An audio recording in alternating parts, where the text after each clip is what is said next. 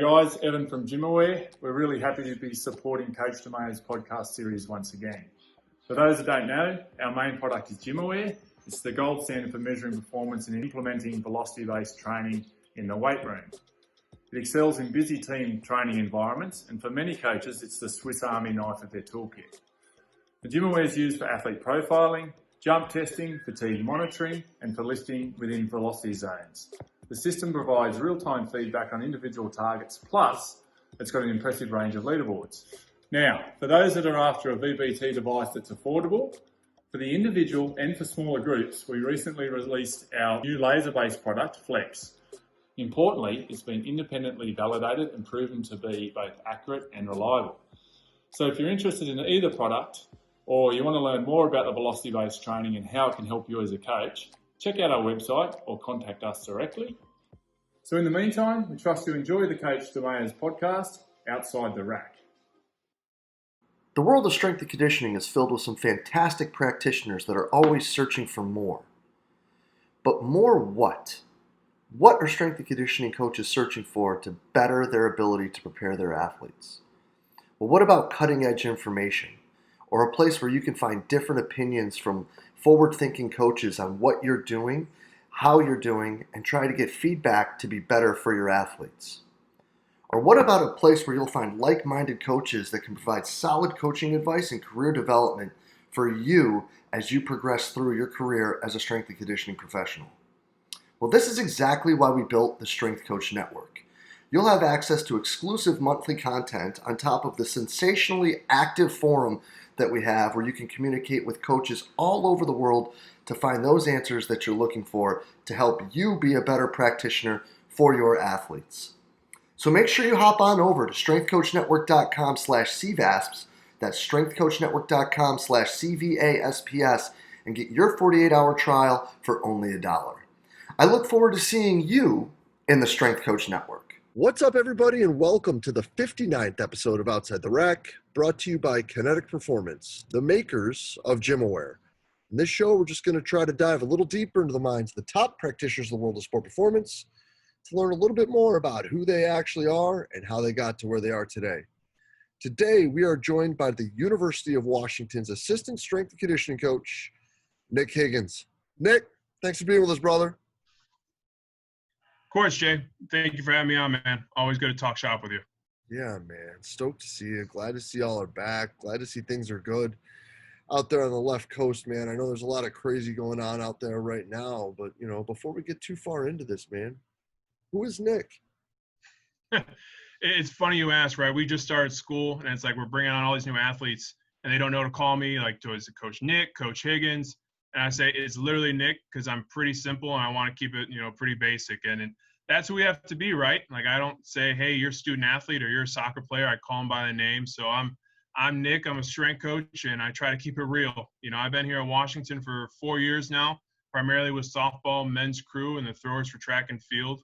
I've been fortunate enough to work at DePaul, Texas, interned at Minnesota, and I did my undergrad at Wisconsin lacrosse. So along the way, I've met great coaches and mentors, and again, just fortunate to be in a field that I love. And Washington and Seattle, like we'll talk about, has been an unreal experience, a blessing really, just being able to have these different outlets and resources. So, right down to it, I'm pretty fortunate to be here.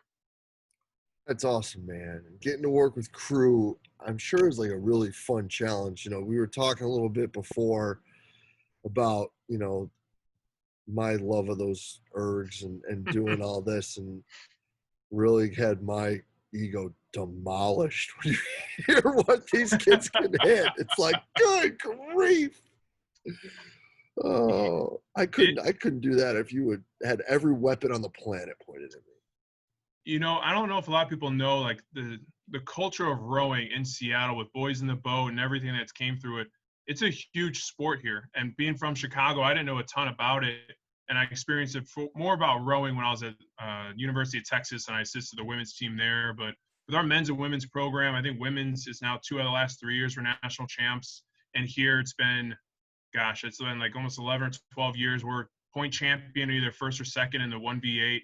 So we are fortunate to work some high, caliber student athletes, and, the U23 men's national team trains here in the summer with us as well. And, it's incredible. I mean, the sport is so demanding and hard. I tell them, like, y'all don't have games. You either race or you erg, and that's about it. Like, what is fun for you? So we make the weight room like as best as we can, but as we were saying, you go down one of those erg sessions and you see 16, 17 guys pop off sub K, like to go sub 6, on a 2K is unreal. And then to see happen after, like, that is ridiculously hard that I don't know necessarily if everyone understands because you're just not around it enough. And yeah, it's awesome to be around with that program. Yeah, I'll just summarize it with this. He just said they go sub 6 minutes in a 2K. I just hit 7:12 today and wanted to cry. So, like, and I was proud of it until Nick tells me what these kids are doing. And I'm like, gosh, I'm terrible. And you know what? It just makes me want to get back on that thing and start rowing harder. It's a love-hate thing, isn't it, Jay? Oh, dude, it's the worst, best thing on the planet. It's, Mark Megna and I talk about it a lot. It's like the dark place that you have to go in that middle third of the 2K where you're literally questioning every decision you've made in your life at that point. It's like there's something therapeutic about it. They have a second and third gear that they can just hit. And like I said, when you go down and watch some of these 2K races, it's unreal, like the levels that they can reach. It's, like I said, it's an awesome experience to be around. That's so cool. I'm gonna have to try to check that out because, like, as humbling as that is, I would be so impressed. But you don't get into situations like that. You don't go from Austin to Chicago to Seattle without being a guy who's willing to learn and willing to dig and trying to find answers. So I'm stoked to hear this, bro. Like, what, if you wouldn't mind, describing a learning situation that brought about an epiphany in your career? Yeah, honestly, it happened relatively recent. And I think it's during quarantine, right? All of us are trying to find how we can improve, whether it's in work, outside of work. And this is the second time I was reading Deep Work by Cal Newport. Have you read the book? I haven't yet. Yeah, I highly encourage and recommend it. It's an awesome read. And, it talks about structuring your day, making sure you're effective. And there's this part about emails, which emails can really bog down. And I kind of took a step back to think, am I effectively communicating the way that I think?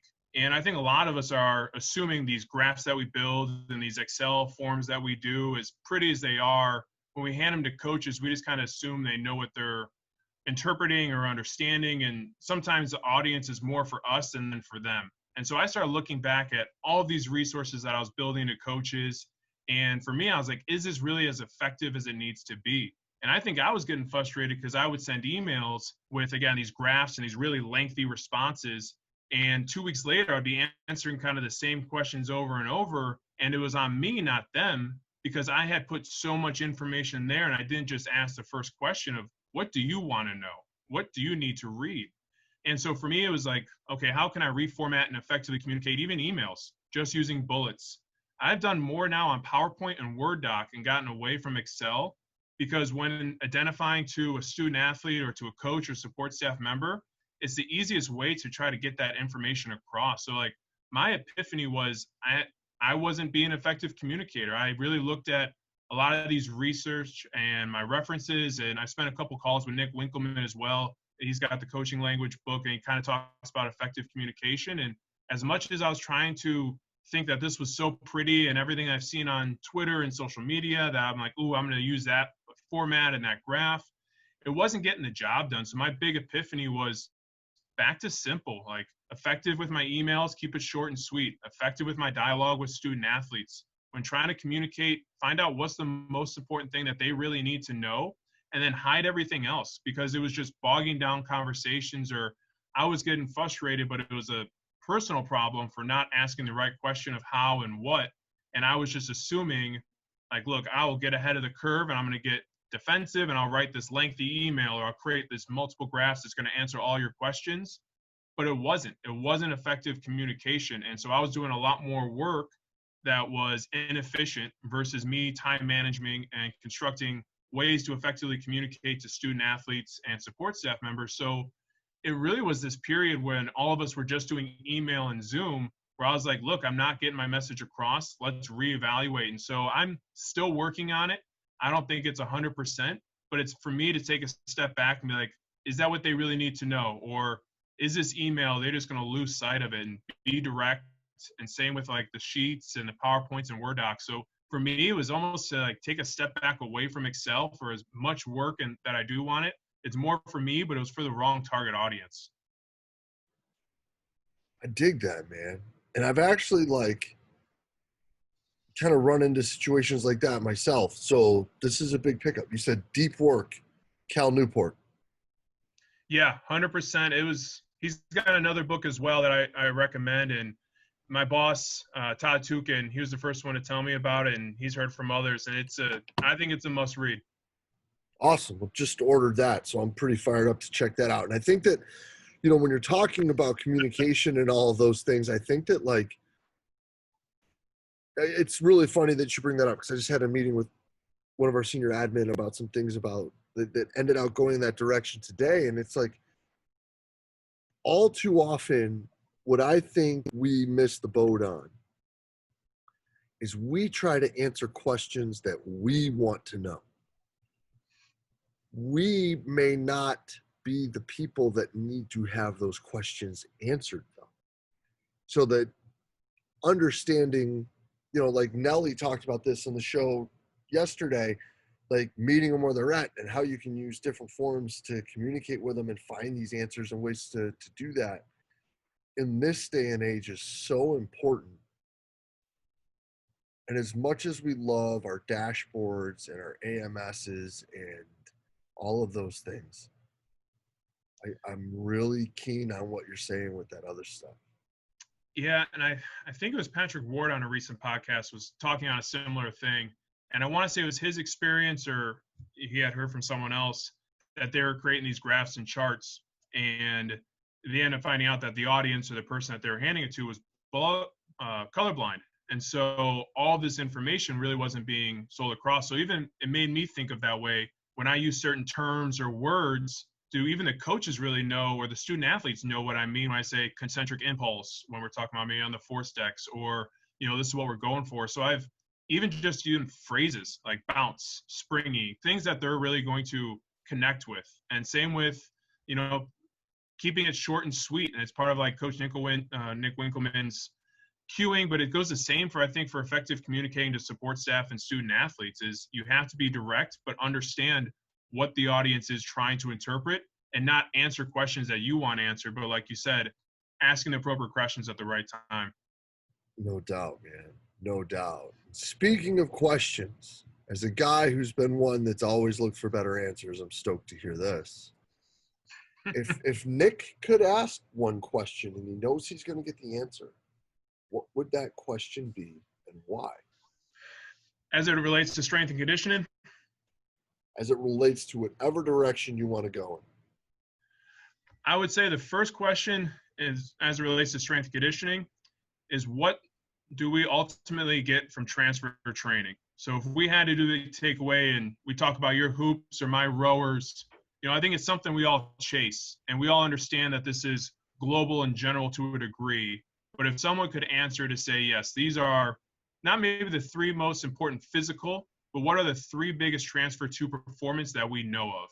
I think we have metrics that we chase, or that maybe we hypothesize and we feel confident in to say, if you're at this ratio of maybe a strength or mass, or if you're hitting these numbers, but we actually still are struggling to know ultimately, is it that final, performance transfer?